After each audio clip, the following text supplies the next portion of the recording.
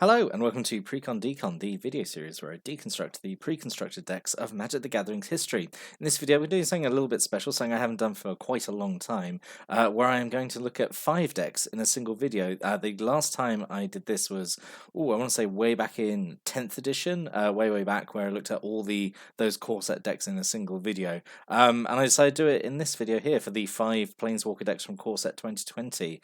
And there's a good reason for that, and I'm sorry about this. This is the best quality image I could find of these 5 decks, by the way.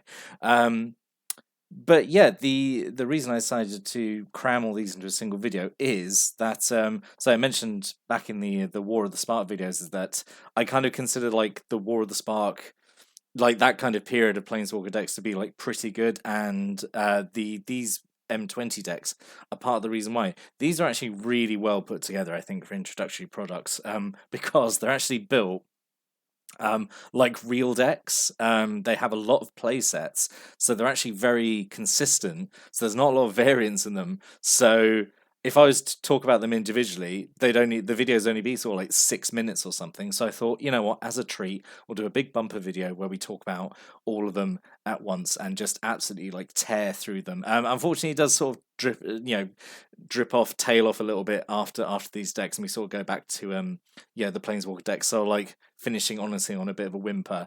But these, I think, are honestly, I think these are some of the best core set decks looked at in the entire series. Just I say because of how consistently they're built and how they're presented to new players, and like this is how a deck should be built. You should have like play sets that should be consistent rather than just like one and twos of like random chaff. So yeah, really looking forward to talking about these ones. Also, I've just noticed that these have gone down to only having one booster. I'm not sure when that change was made actually. Now thinking of the packaging, and like it definitely used to be 2 boosters, and now it's gone down to 1. So there you go, a bit of shrinkflation. Lovely. Thanks, Wizards. Anyway, let's get on with these. So the first one we're going to look at is Ajani is Inspiring Leader, which is mono white. So we've got 27 creatures, 4 instants, 3 enchantments, 25 land, a single planeswalker, mana curve off to the side there. I mean, we can see it's kind of like white weenie deck, isn't it? But you see what I mean, like in terms of consistency, that's a lot of 3 and 4s of, and we're just going to see that kind of going forward in all these decks. So let's get into looking at Ajani. So actually, I quite like this version of Ajani, actually. So he comes in, he's 4 double white for 5 loyalty, which is the standard we've seen. +2 to gain 2 life and put 2 +1/+1 counters on up to 1 target creature. So doing the things that Ajani loves doing, which is gaining life and putting counters on things, which is absolutely fine. That +2 is actually, I think, pretty good. 2 life and the 2 counters. We're going to see later, like Vivian. Vivian pales in comparison to Ajani, exactly because of this first ability, I think. There's got -3 to exile a creature and its controller gains 2 life, which is nice. You can come down and instantly just like nope something and get a bit of life, give a little bit of life back, but it's better than having that creature stick around. So yeah, that's really nice, really solid ability there. Honestly, you could just like alternate between doing those 2, and I think you'd be absolutely fine. And his big loyalty, his big -10 ultimate. Creatures you control get flying and double strike 10/10, which is good. I do think it's a bit expensive at 10 loyalty, because it's not necessarily a guaranteed game, and obviously it makes your whole board like super good. It gives them evasion, gives them all double strike, which is all really good. I just feel like at -10, I feel like that's a little too expensive. Like it feels greedy to say like, oh, it's not doing anything else, but it's not giving like a power toughness boost. It is literally just evasion and double strike for a turn, which again is not terrible. I just feel like at -10 loyalty, it should do something a bit else as well. It's still an okay ability, but yeah, I hope you get what I mean. I just think it's a bit too expensive. Right, and then we're just going to look at all the rares in this deck straight away. So we've got 2 Goldmane Griffin, so 3 in double white. This is the search spell. 3/2 flying and vigilance for 5 mana, which is like I think perfectly fine. And then when it enters the battlefield, a search library for Ajani, into hand and then shuffle. So yeah, really good. So yeah, in the previous core set, they experimented with that thing of like where you look at the top 5 cards and like you pick a card of like the certain color out. So in this core set, we've gone back up to just the straight up just normal tutors, like search up normal. So that was the brief moment of madness where they experimented with that. But yeah, I think this is like perfectly fine in terms of like all the all these search spells are kind of like very I think they're perfectly functional. This being a 3/2 flying in vigilance, I think for 5 is okay. Yeah.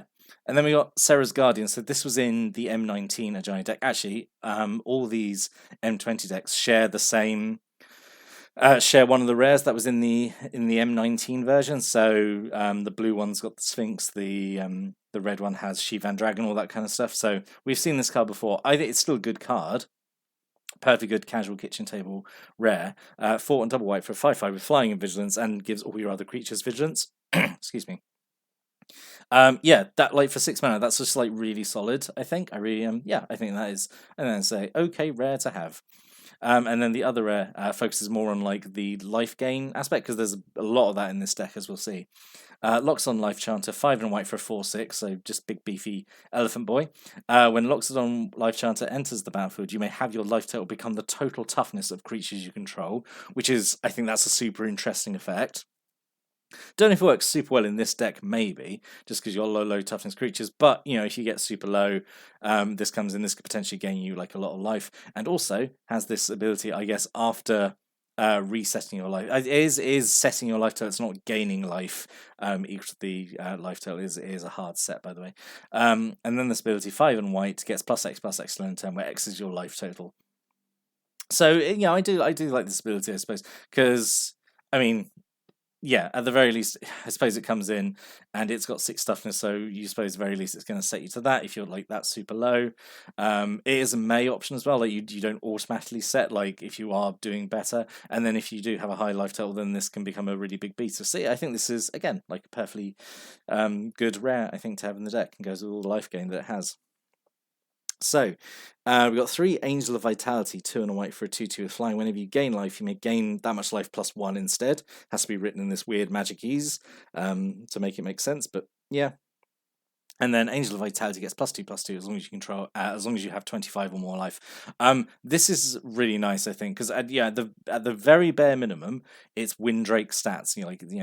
3 mana for a 2/2 flyer, and then it's got this extra upside as well, where if you gain life, you gain the extra life, and if you have 25 or more life, which shouldn't be hard to do, you're playing kind of like mono white with a lot of life gain effects, goes up to being a 4/4. Really, really solid. Really like it. And then to sort of go along with that, we've got 3 Twin Blade Paladin, 3 and a white for a 3/3. Whenever you gain life, put a +1/+1 counter on Twin Blade Paladin. So we haven't got Ajani's Pride Mate, but we've got the next best thing, Twin Blade Paladin, with this kind of life gain +1/+1 counter effect, which is really good. I always like it when a white creature gets this ability, because it's so easy to hit it as an ability. And as long as you have 25 or more life, it has double strike. So you're gaining life, it's getting stronger, and then as you gain life, it's then going to have double strike. So yeah, I think that's another really great creature to have. And then we've got 3 Impassioned Orator, 1 and white for a 2/2. Whenever another creature ends the battlefield under your control, you gain 1 life. So kind of like a Soul Warden variant, I suppose. It being a 2/2 for 2 instead of only being a 1-drop, and it only affects your side of the board. It's not like when any creature comes in, but like it's still good. And also combined with Angel and Vitality, then that's 2 life for every creature that comes in under your control. So yeah, I think Impassioned Orator is also pretty good, and obviously plays to the deck's themes. Also, have you noticed we haven't had a buddy card? We haven't had if you have an Ajani Planeswalker, get this, and that's why I think these M20 decks are actually a bit better, because they don't essentially waste deck space with those buddy cards. There are a couple of these that do have a buddy card, but they're actually okay. They're actually fairly okay. But the Ajani deck is one of them that doesn't have one, and I think it's better for it.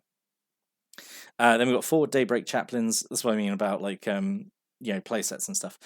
So 1 and white for a 1/3 with lifelink. Yep, that's what the deck wants. It wants a little cheap creature with lifelink to gain your life. 4 Savannah Sage, just a bear that gives you 2 life and ends the battlefield. Again, full playset of them, which is really nice. And then 3 Dawning Angels, 4 and a white for a 3/2 with flying. When it enters the battlefield, you gain 4 life. So this is kind of a twist on Angel of Mercy, because I think this is swapping 1 white mana for like an extra colorless, but losing a point of toughness, I think, but then also gaining extra life. I think it's basically classic Angel of Mercy, just a just a twist on it. But again, it's like it's a big-ish flyer. It's an okay, big-ish, a mid-size flyer, but also gains you a significant chunk of life when it comes in, which again is what the deck wants. It goes obviously with the Angel of Vitality and the Twin Blade Paladin. So yeah, again, and you got 3 of them as well, which is pretty good. Then we've got 3 Fencing Ace, just 1 away for a 1/1 with Double Strike. So it has no life gain synergies, but it's obviously just a small, efficient creature with Double Strike, so it can really kind of like punch up a bit. It can kind of do more for 2, than its sort of 2 mana casting cost would expect. So yeah, I like Fencing Ace. And we've got 4 Moment of Heroism, which goes really nicely with Fencing Ace. 1 white instant, target creature gets +2/+2 and gains lifelink until turn. So yeah, use this on the Fencing Ace. Use this on the other creatures, like maybe the Savannah Sage. After it's come in, it's gained its life. At least you can do this and like get more life on it, and just gain a bunch of life. It's I think it's a perfect good little white weenie with this life gain Syngean theme to it. Yeah, I think it's pretty good. And then we've got 3 pacifisms with new art with no Grax anymore. We've got like just this unnamed knitting giant, which is fine, but it's not Grak, is it? We all know what pacifism does. 2 mana, or it goes on a creature, it can't attack or block. Perfectly good for getting a big scary creature out of the way. And then that's it, and then 25 planes. So yeah, really zip through that, I say, because we've got so much consistency in terms of all the play sets and stuff. So now we can go. No, we can't go strong. We're still going to have a what could have been, I suppose. So I thought Inspired Charge, just a board wide buff, which White Weenie decks usually like. Same with Inspiring Captain. 3/3 comes in, gives everything +1/+1 till end turn, so another board wide effect. Aerial Assault, this was kind of, I was umming and ahhing on about. It's 2 and a white. Destroy a tapped creature, which is like still okay, and then you gain 1 life for every creature you control with flying. You do have like an okay number of like flying creatures in the deck. This was really a bit of a reach. No alternate rares though, because just I didn't think there were any that really fit the theme. I think what was here was actually perfectly good. So, and these are all commons as well. Like, so what is in here in terms of like the uncommons, I think fit kind of perfectly. So yeah, that was a journey. We're going to move on to Mu Yanling, Celestial Wind. So it's really nice to have Yangling back, because we had Zhang Yangu in War of the Spark. So for Yangling to come back into a core set is actually really cool, I think. So this mono blue deck list here, so 27 creatures was really big for a mono blue deck. 4 instants, 3 sorceries, 25 land, and Mu Yangling herself as the Planeswalker. Mana curve off to the side there. So let's have a look at Mu Yangling. So Celestial Wind 4 and double blue for 5 loyalty. So yep, again perfectly on curve for what we expect. +1 until your next turn, up to 1 type creature gets -5, -0. So that's a really big shrink effect, and they can really take a lot of bite out of a big creature. So yeah, that's nice, I think. -3 to bounce 2 creatures to owner's hand. So that's again pretty good that you cast her and do that straight away and bounce off 2 problematic creatures, which if you're casting her turn 6, that might be 2 fairly big creatures, and just like set your opponent back a bit. So I think that's pretty good. And then her -7, creatures you control with flying get +5/+5 until end turn. And spoiler, there's a lot of flying creatures in the deck, because the white blue draft archetype for M20 was like flying matters, like flying tribal, and that's what this deck like really focuses on, is just a bunch of like flying synergy effects, which is really cool, actually. Really like it. It's just a really straightforward like blue skies deck, and it actually does a pretty good job of it, unlike previous attempts we've seen to try and do it. So we've got 2 Yangling's Harbinger, 3 in double blue for a 2/4 with flying, and then when it ends the battlefield, search up for Mu Yangling Celestial Wind. Yep. Yeah, and it just serves as like an okay flyer, doesn't it? Riddle Master Sphinx. So we've seen this card before. This was an M19, 4 and double blue for a 5/5 flyer. When it ends the battlefield, you may bounce a creature an opponent controls to owner's hand. So yep, it's fine. It's a big creature. Does unsum when it comes in. Like again, perfectly fine kitchen table rare. And a single Dungeon Geist, which is a really nice reprint actually from original Innistrad. So 2 and double blue for a 3/3 flyer, that's fine. That's Phantom Monster stats. When it ends the battlefield, you tap a creature an opponent controls, and it doesn't untap as long as you control Dungeon Geist. So just kind of lock something down. So that's really good. It's not perfect. It's not like a pacifism effect, because if they do find a way of untapping it, then it can still like do stuff. It can get around it. It escapes the dungeon essentially for a little bit until it taps again. But yeah, I mean it's okay. It's okay. Like, it's still 4 mana for a 3/3 flyer, and it potentially lock down a creature as long as it stays out. So yeah, I think it's fine. So then you have 4 Celestial Messengers. So this is one of the few Planeswalker buddies that made it through to these decks. But it's a common, not an uncommon, which is great. It's not taking up valuable uncommon deck space. It's common, which is what it should be, because all it does. So it's a two double blue for 3/2 flash and flying, which is that's pretty good stats anyway. And the upside is just gets +1/+1 as long as you control a Yangling Planeswalker. And that's fine. That's what the buddies should have been. Especially the ones that only get a power toughness boost or a keyword. Those should have always been common. And the ones we saw in War of the Spark where they were stronger effects and could give their particular Planeswalker extra loyalty counters, those are fine being uncommon. So this is doing them right. We've had so many Planeswalker decks of the buddies being just really some of the weakest cards in the deck, and this is where I feel like they're essentially they're right. They've done okay. So then we get 3 Waterkin Shaman, 1 in the blue for a 2/1. Whenever a creature with flying enters the battlefield under control, Waterkin Shaman gets +1/+1 to end turns. That's fine. Yes, you've got a whole bunch of flying creatures. I mean, right off the bat, you got all those rares had flying. The Celestial Messenger, you got a full playset of them with flying. We got 3 Warden of Evos Isle. This is a great inclusion, I think. So 2 in a blue for a 2/2 flyer. So again, Windrake stats, but creature spells with flying you cast cost 1 less to cast, which is great. I love when blue gets this kind of cost reducer for certain types of spells. So that's really nice. So you've got three of those. So already we're up to 10 creatures with flying, which is really nice. 3 Cloudkin Seer, 2 in the blue for a 2/1 with flying. When it ends the battlefield, draw a card. Really just nice, straightforward little common here. Again, another flying creature. So that's now 13. 3 Spectral Sailors, just a single blue mana for 1/1 with flash and flying. The fact it's got flash is actually really, really nice. You can just drop this at the end of your opponent's first turn or something if you had it in hand. Which you might, because you've actually got 3 of them. You've got an actual kind of playset of them, flash and flying, and it's got this really nice mana sync ability, 3 in a blue, draw a card, which is great. It's just a really nice little. That's a really nice little 1-drop, honestly. So now up to 16 creatures with flying. And then 2 air elementals, 3 in double blue, classic air elemental, 4/4 flying. Again, just great, just a bit more beefy in the air. And then we're out of flying creatures. Honestly, I think that's using pretty much all the blue flying creatures that are in the set. Honestly, but yeah, we can't be all skies, I suppose. So we've got 3 Brineborn Cutthroat, 1 in the blue for a 2/1 with flash. Actually, if it hasn't got flying, it's usually then got flash, which is actually quite nice. Whenever you cast a spell during an opponent's turn, you do have a few flash spells. You do have a few instants. So this effect is good.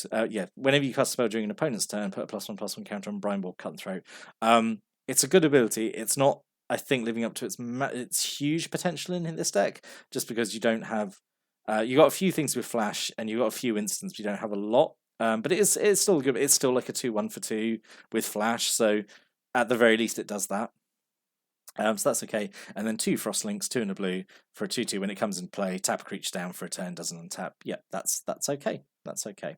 And then 4 unsummons. Again, so this is how badly I think these precons have treated me. I'm actually genuinely excited that a deck has a full playset of unsummon, the most basic blue bounce spell ever, and I'm actually genuinely excited the deck has a full playset of them. But yeah, single blue, return creature to owner's hand, lovely efficient bounce. We love unsummon.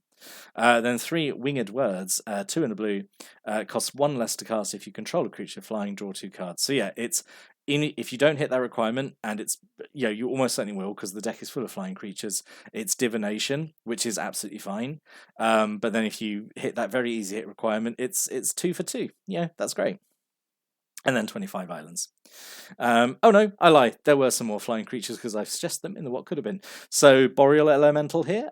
So 4 and a blue for a 3/4 with flying. Spells your opponent's cast that target it. Costs 2 more to cast. So it's kind of like Proto Ward 2. That could have been here. Could have topped off the, maybe instead of Air Elemental, maybe to be a bit more sort of interesting there, maybe, I don't know. Fairy Miscreant, actually would have been nice to have a whole playset of these. Single blue mana for 1/1 flyer. When it ends the battlefield, if you control another creature named Fairy Miscreant, draw a card. That could have been nice.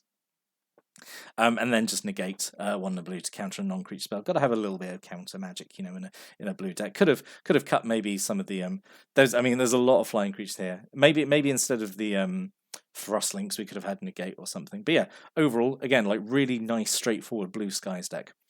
Right, Sorin, Vampire Lord, Mono Black, 25 creatures, 9 instants, 25 swamps, and a single Planeswalker. So really simple. It's just creatures and instants, and yeah, and a single Planeswalker, and mana curve off to the side there.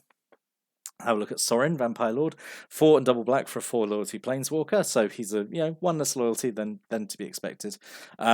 +1 to give up to 1 target creature +2/+0 center, which is okay. You've got a deck full of creatures who are going to appreciate that buff. A -2 to do 4 damage to any target you gain 4 life. That's a really big. I don't mind him actually coming in with only 4 loyalty when that -2 is actually really strong. Like 4 damage is a really chunky amount to you can do that onto an opponent as well. So yeah, that's a really good minus. And then his -8. Until end of turn, each vampire you control gains tap, gain control of target creature. That's obviously bonkers. And the deck is full of vampires, so yeah, that's a ultimate worth building up to. So yeah, Sorin's okay. This is probably this Sorin one is probably my probably my joint favorite actually out of all of these, just because well, you'll see as we get through it. So we've got 2 Sorin's Guide, 3 in double black for a 4/2. When it ends the battlefield, look for Sorin. Yep, that's fine. A single Dread Presence, 3 and a black for a 3/3. This is really nice. Whenever a swamp enters the battlefield under your control, choose one. You draw a card and you lose 1 life, or Dread Presence deals 2 damage to any target and you gain 2 life. The fact it can hit any target, the fact it can turn every swamp you play into like a burn spell is really nice, or like an extra card draw. This is like a really nice rare. Really like this, and it's like fairly cheap as well. It's not like super crazy expensive. You can drop this, obviously if you draw it, you can drop it kind of turn 4 and then like get potentially a lot of value out of it. It kind of demands to be dealt with because it gives you so much extra value just from turning all your swamps into extra card draw or extra damage. So yeah, really like that. And then Gravewaker, which was the black rare in the last core set. 4 and double black for a 5/5 flyer, so it's a big flyer. And you spend 5 and double black to return a creature card from your graveyard to the battlefield tapped, which is really expensive, but it doesn't require a tap, so it's repeatable if you somehow hit 14 mana. But yeah, it's just a big flyer, which is perfectly fine. But let's get into all the vampires, because that's what we really care about. So we've got 3 Thirsting Bloodlord, 2 and double black for a 3/3. Just gives your other vampires +1/+1. Just really straightforward Anthem effect, like the most basic lord you could have, but the whole deck is vampires, so this is great.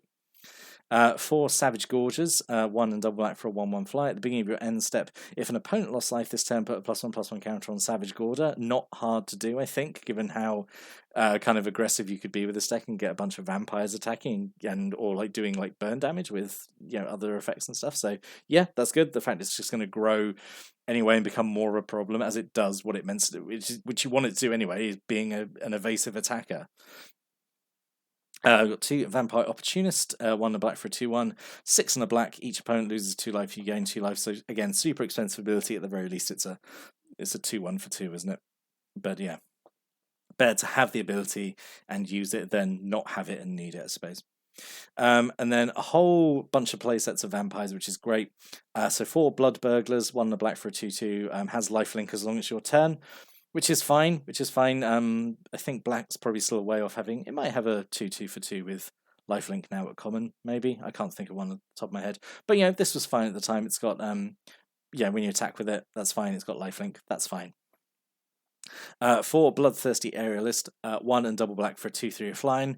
Whenever you gain life, put a +1/+1 counter on Bloodthirsty Aerialist. So I really like when black gets this ability as well as white.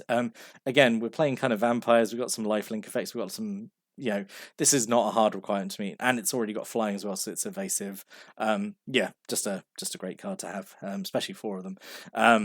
And even if you never hit that ability, it's a 2/3 flyer for 3 with no drawback, so like it's still good, I think. And then this absolute all-star Vampire of the Dire Moon, 1 black mana for a 1/1 with Death Touch and lifelink, so it's baby Vampire Nighthawk essentially. Just without the flying, obviously. But having Death Touch and lifelink for 1 black mana is really good. And so happy there's a full playset of these. Really good. And then 3 murders, my lovely beloved murder. Just 1 and double black, instant speed, destroy target creature, no if, and, or but. Yep, murder is just a super good, super efficient kill spell, so really happy there's 3 of them in here. 4 Sorin's Thirst, double black, to do 2 damage to target creature and gain 2 life. Yep, just kind of chip away with extra damage. Remove creatures, gain life, which obviously you've got some effects that care about that, so yeah, that's good to have 4 of those. And then this feels a bit weird, the 2 dark remedies, 1 in the black, just to give a creature +1/+3 in turn 10. It does feel a bit weird, like for a black spell to give like a higher toughness boost as a buff spell, but it goes really well with the Vampire of the Dire Moon actually, because then you make its toughness really high, and then it can sort of like no one wants to block it then, or like it can block and survive and kill something with Death Touch. So yeah, this is okay, but I'd probably like cut that honestly and just put in like more murders or other vampires, and then 25 swamps. So yeah, there wasn't sort of much else that could go in here because it's used pretty much all the vampires.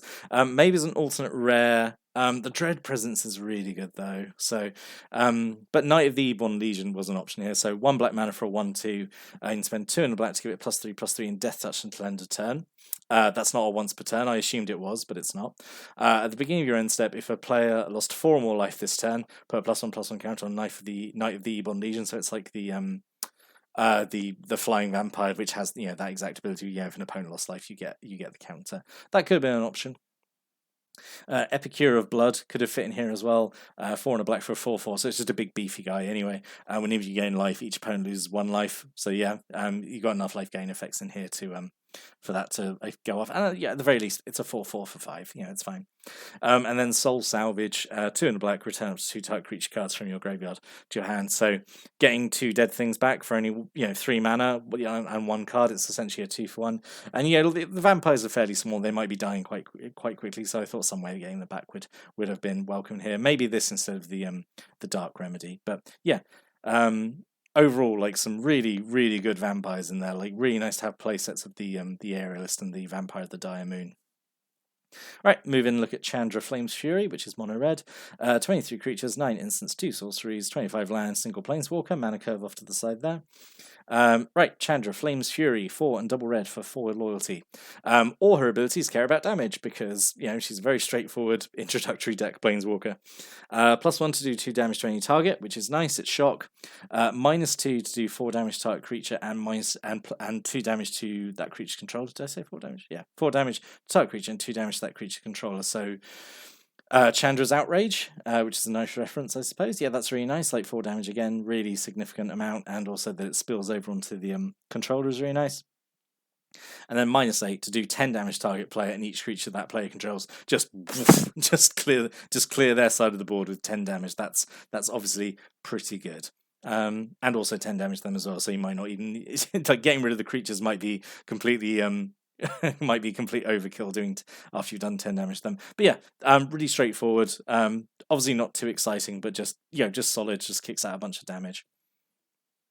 Right, her res, so 2 Chandra's Flame Wave, 3 in double red, does 2 damage to target player and each creature that player controls, so it's again like one-sided Pyroclasm, I guess, and then search for Chandra Flame's Fury. Yep, so that's just, everyone likes a one-sided kind of mini board sweep. Really interesting, it's the only Planeswalker deck with a legendary creature in it, which is actually really nice. Drakuseth, Maw of Flames, 4 and triple red for a 7/7 flyer. Whenever Drakuseth, Maw of Flames attacks, does 4 damage to any target and 3 damage to up to 2 other targets. So absolute bomb, right? If you were playing all these decks against each other, just this is enormous. Like not only is it a 7/7 flyer, but also when it swings, it's just going right 4 to you and 3 to these. Just so good, so good. Such a good, again, kitchen table casual rare, absolute bomb. Just a big old dumb dragon, love it. But then we've also got the original big dumb dragon, Shivan Dragon, somehow still making it through into decks. 4 and double red for 5/5 flyer with the classic fire breathing ability. Yeah, Shivan Dragon is obviously just a classic. It's just good, isn't it? All right, and then bunch of burn effects basically. So one thing that was really nice in M20 is there was essentially a 3-color archetype. So you had elementals spread across blue, red, and green. And each sort of like combination of those did something a bit different. So you had like blue green blue-green elementals being ramp and blue-red elementals being more like evasive and like prowess, and red-green elementals being more aggro. We've just got all the red elementals in here, but there are a lot. It was just like a fun archetype, I think, that you could do it those ways. Anyway, so we've got 3 pyroclastic elementals, 3 in double red for 5/4. You spend 1 double red to have it deal 1 damage to target player. That's fine, has a ping ability. It's just big 5/4 as well, isn't it? 3 Ember Haulers, double red for a 2/2. 1 sacrifice does 2 damage to any target. Really like Ember Hauler. Really solid card. Really enjoy it. Very solid, not much else to say about it. 3 Scorch Spitters, single red mana for a 1/1. Whenever it attacks, it does 1 damage to the player or planeswalker it's attacking. Really like it when a little red creature like this gets this kind of ability where like it gets to also shoot something when it attacks. Really like it. I have the challenger deck, which has like a bunch of these in it, the cavalcade charge, and like this thing like really overperforms. Like it kicks out so much damage, and again it's like you've got to kind of deal with it because it's just going to keep kind of punching up more than a 1 mana creature should. Yeah, it's really great. Really like Scorch Spitter. Then the classic Chandra Spitfire. This is really nice. Really like seeing this again. 2 in the red for a 1/3 flying. Whenever an opponent is dealt non-combat damage, there's a ton of that in the deck. Chandra Spitfire gets +3/+0 to end of turn. So not hard for this to get really out of control and just can kind of one hit kill someone really out of nowhere. It's really great. And it's really nice. There's 4 of them. What a crazy world we live in where we've got like 4 copies of like a really solid uncommon in a deck. Then we've got 4 Wildfire Elementals, 2 in double red for a 3/3. Whenever an opponent is dealt non-combat damage, creatures you control get +1/+0 to end turn. I've just noticed as well, whenever an opponent is dealt non-combat damage, it's not even like non-combat damage from a source you control. If you were playing a multiplayer game, you could be getting benefits off other players' non-combat damage. I've only just noticed that. That's actually great. But yeah, Wildfire Elementals is pretty good. Like takes these Spitfire's ability and kind of turns it into a board-wide buff. So yeah, really nice. And again, you got 4 of them, which is great. We've got 4 Pack Mastiff, 1 in a red for a 2/2, and you can spend 1 in a red. Each creature you control named Pack Mastiff gets +1/+0 to end turn. It's alright. It's alright. It's probably the weakest card in the deck, honestly. There's a card this absolutely should have been, as we'll get into the what could have been. We've got 3 Chandra's Outrage, 2 in double red. Does 4 damage to target creature and 2 damage to that creature controller. Yep, we've seen it. It's exactly the same as her -2 loyalty ability. Again, it's just really solid. It was solid back in M12, M13 when it was first printed, and it's still solid now. Yeah. And then 4 shocks, 4 lovely shocks. Classic shock. We all like shock. 1 red to do 2 damage to any target. Lovely. And then 2 Infuriates, this is kind of like the red giant growth, I suppose. 1 red mana to give a creature +3/+2 to end turn. It's alright. But I don't think it's really necessary in this deck, because I guess you've got the Spitfire and the Wildfire Elemental are already like giving enough buffs. It's not a deck that cares about playing instants or sorceries like kind of like prowess or like normal like Izzet cards do. It's like specifically about doing non-combat damage. So I think this would have been better being like maybe another like burn spell maybe. But anyway, and then 25 Mountains. So the what could have been. So Chandra's Embercat. This is absolutely what the Pack Mastiff should have been instead, because it goes like so well with what the deck wants to do. So 1 a red for a 2/2, taps to give you red, but you can only spend that mana to cast elemental spells. Pretty much all the creatures in the deck are elementals, or a Chandra Planeswalker spell. How like this?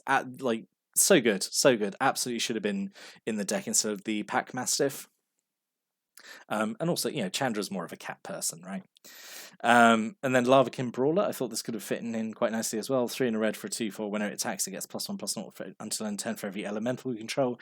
Again, like pretty much all the creatures in the deck are elementals, so that could have got pretty scary. Uncaged Fury, I think, instead of a as a pump spell. I know I just said Infuriate could have been like another burn spell, but Uncaged Fury is in the set, and Uncaged Fury is great. 2 in a red, instant speed, gives a creature +1/+1 and double strike to 10. Put that on Chandra's Spitfire, or any of the other, or like the Wildfire Elemental. Like, yeah, that's a good time. That's a good time for everyone. Not your opponent, obviously, but yeah, that's some options there. Definitely the Embercat. Out of those 3, definitely the Embercat should have been instead of Pack Mastiff, I think. Anyway, and then we're going to move into the last one, Vivian Nature's Avenger, which is mono green. So we've got 21 creatures, 8 instants, 3 sorceries, 2 enchantments, 25 land, and a single planeswalker. Mana curved off the side there. Huge spike at 2. Actually, I hadn't realised how loaded it was at mana value 2. Anyway. Right, so Vivian, Nature's Avenger, unfortunately quite weak, I think. So 4 and double green, but for only 3 loyalty, which is like a real, like that really sucks as a rate. And like her abilities, I don't think are good enough to warrant like having such low starting loyalty. So she's got a +1 to put 3 +1/+1 counters on up to 1 target creature. Like that's a good ability. But Ajani has the 2 +1/+1 counters and 2 life, which I would argue is a little better, I suppose, and also that was a +2, whereas this is only +1. She got -1 to reveal cards from the top of your library until you reveal a creature card, put that into your hand, and the rest on the bottom of your library in random order. That's okay to help like dig up creatures, I suppose. And then a -6 to give a single creature +10/+10 and trample until end of turn, which again is like an okay ability, but like I usually feel like these green planeswalkers are usually better when it's like an overrun effect, like for your whole board rather than just one creature getting super buff. I generally think it's better to give like multiple creatures like this kind of buff. So I don't really like this Vivian. I think she's like out of the 5 planeswalkers in this, in these sets, in these decks. I think I'm really not keen on her. Like compared to the other 4, she feels. I just don't understand why coming in with only 3 loyalties. She could easily have 4 or 5, I think, and it wouldn't be too bad. And then obviously like probably make her ultimate cost a little bit more, so she couldn't immediately pop it when she comes in. But or even just change the ultimate so it's worth being, change it to like a -8 and like maybe up to 2 target creatures get it or something. But she feels like just a bit weak compared to the other 4. Thankfully, her deck's full of like some pretty good creatures though. So 2 Ethereal Elk, 3 and double green for a 3/3 trample. When she ends the battlefield, search up with Vivian. What I really like actually about these ones, I think Chandra's was the only one actually, wasn't it? That wasn't a creature. What I really like is that all the search spells are creatures that add to the board. They're not kind of like a fire and forget spell. So Chandra's was the only one. All the others have been creatures, which I think is actually pretty good, and actually sort of like decently okay creatures as well. This is okay. I like Ethereal Elk. Single Aggressive Mammoth, who was in the last M9, who was in the M19 sets. 3 and triple green for an 8/8 with trample, gives all your other creatures trample. Yeah, this is great. 6 mana for an 8/8 trample is a really good rate anyway. And then a single Wake Root Elemental, 4 and double green for 5/5. You can spend 5 green mana to untap a land you control, and it becomes a 5/5 elemental creature with haste. It's still land, and it is indefinite, which is great. So just start turning excess forests into big 5/5 elementals, which is a pretty great ability, I think. And then we've got 3 Nullback Rhinos, 2 in double green for a 4/4 with trample, which is a really great rate, 4/4 trample for 4. Whenever you cast a spell that targets Nullback Rhino, draw a card. And this is a really interesting sub-theme I think the deck has, benefiting you from casting buff spells on your creatures, because there's the Nullback Rhino. I think there's another one, but it's a really interesting sub-theme, and its own green occasionally gets, and I wish it kind of got it more like this kind of benefit. It's kind of like green's version of prowess, I suppose. And also it's like card draw, which green also really appreciates, because then you can cast things you're like ramping into and stuff. So you draw it, and you get what I'm saying. But really like Nullback Rhino. I think that's a really solid card. So for Vivian's Crocodile, so Vivian's deck is also the only other deck that contains like a Planeswalker buddy card. But again, it's at common, so it's not taking up a valuable uncommon slot. So 2 and a green for a 3/3, which is absolutely fine. Like 3 mana for a 3/3, and it gets +1/+1 as long as you control a Vivian Planeswalker, so it goes up to being a 4/4. It's okay, it's fine to be just a 3 mana 3/3. That's fine. That's Nessian Corsair, that's Centaur Corsair. That's fine as a common. It's obviously still a little boring, but it's okay. And then we've got 3 Barkhide Trolls, double green for a 2/2, enters the battlefield with a +1/+1 counter on it, so it's a 3/3 when it comes in, which is nice for 2 green. You can spend 1 and remove a +1/+1 counter from it, and it gains Hexproof to turn. Feels very weird, this being a troll, and like it just gaining Hexproof. Like, you'd be more used to it like well, not regenerating more, but becoming indestructible into end of turn and like tapping, like the new regenerate. So this just getting hexproof feels, it does feel like a little weird, but like it's still like a good ability. Obviously, it dodges a bit of removal or something, and then remains as a 2/2, so it's fine as a 2-drop, I think. 3 Silverback Shaman, 3 in double green for 5/4 with trample. When it dies, draw a card. Again, very straightforward, solid common. Really like this actually at 5 mana. It's big and smashy, and when it dies, you get something out of it. So yeah, I think that's good. 4 Greenwood Sentinels, just 1 in a green for a 2/2 Vigilance. Yep, again, very straightforward. Very straightforward. And then we're straight into non-creature spells, bunch of buff spells. So we've got 4 growth cycles. So 1 in a green, target creature gets +3/+3 until end of turn. It gets an additional +2/+2 until end of turn for every card named growth cycle in your graveyard. So this is nice. Actually, I've noticed that like some of these decks do have this. If you have multiples of the same card, like there's this one. What was the black one? No, there wasn't a black one, was there? Shit, have I just made a fool of myself? Oh, Pack Mastiff was the other one. That was I thinking of, like, it rewards you for having doubles. Anyway, yeah. So growth cycle I think is really good because one, it's obviously it's 1 more expensive than giant growth the first time you play it, but then the next one is then +5/+5, and then it's +7/+7. So yeah, it's pretty good. Yeah, I like it. And again, it's just really nice. There's a full playset of them. 3 Titanic Growth, which I just prefer. It's just more straightforward than the Growth Cycle. 1 in a green for +4/+4 to 10/10. And then just a single Might of the Masses. Single green to give something +1/+1 to 10/10 for every creature you control. Only having 1 is kind of sucky, like considering like how strong it's been on having like 3s and 4s of. But yeah, it's still fun. It's still okay to be in the deck, and you got enough sort of big trample creatures for like this to potentially do a lot of damage, have a lot of impact. So yeah, I like it. 3 Rabid Bite as a removal spell. So 1 in a green, target creature you control deals damage equal to its power. Target creature you don't control. That's perfectly okay as a bit of green removal bite effect. And then 2 Season of Growth. So 1 in a green for an enchantment. Whenever a creature enters the battlefield under control, scry 1, which is a really nice constant effect to have anyway. The fact this is nice and cheap actually is really good. This can come down nice and early. And then whenever you cast a spell that targets a creature you control, which you have a lot of, you've got like all those buff spells and Rabid Bite, which targets one of your creatures as well, which is good. You get to draw a card, so you can get a lot of value out of this, I think. Especially if you have the Rhino as well and this out, and then you're turning all your buff spells into like Giant Growth plus draw 2 cards, which is obviously pretty great. So yeah, really nice this is included, and a good number of spells to kind of support it as well. And then 25 Forests. That's great to talk about what could have been. Feral Invocation I thought could have fit in here as well, actually, as an extra, like, when you target a creature you get the benefit and stuff. It's just 2 in a green with flash, enchant creature, and it gets +2/+2. That's pretty good, pretty straightforward buff spell.